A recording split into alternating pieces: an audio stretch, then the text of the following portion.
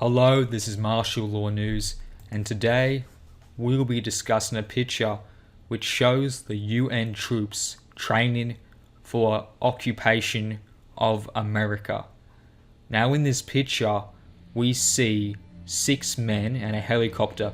Now these men are wearing the blue UN hats. They are carrying automatic weapons. The man in front is carrying a saw.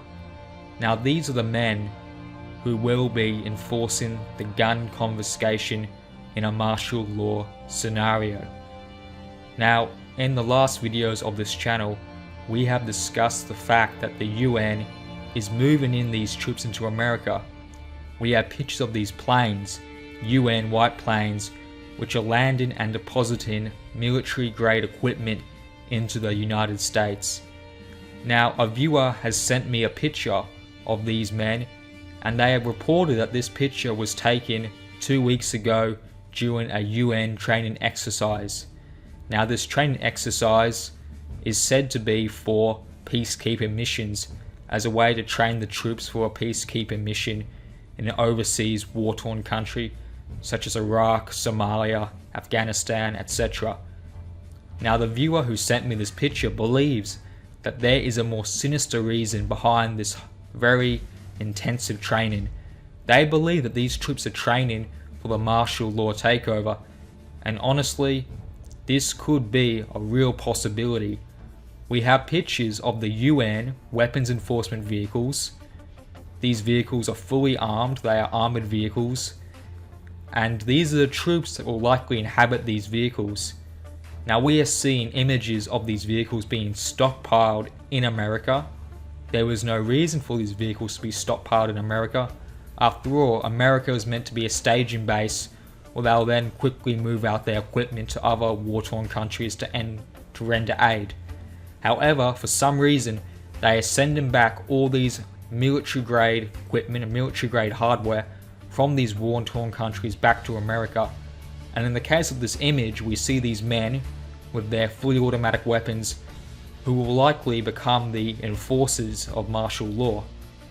These men will very likely go up and down your street and try to confiscate firearms, and the reason they are so heavily armed is they know that the patriots of this country will not let this happen. They will fight tooth and nail to defend their constitution, to defend their Second Amendment rights, and that is why these troops are so armoured.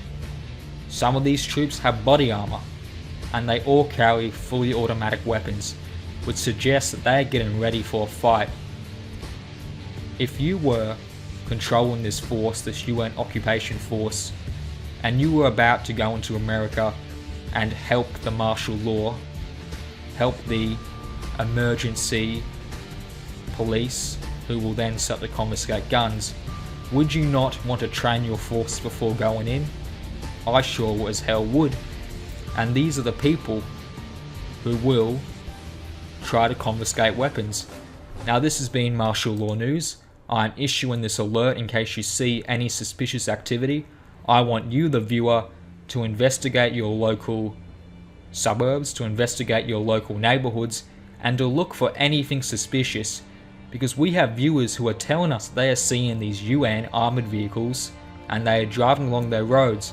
Now we had one viewer who went to investigate these UN vehicles and was told to step aside and mind his own business.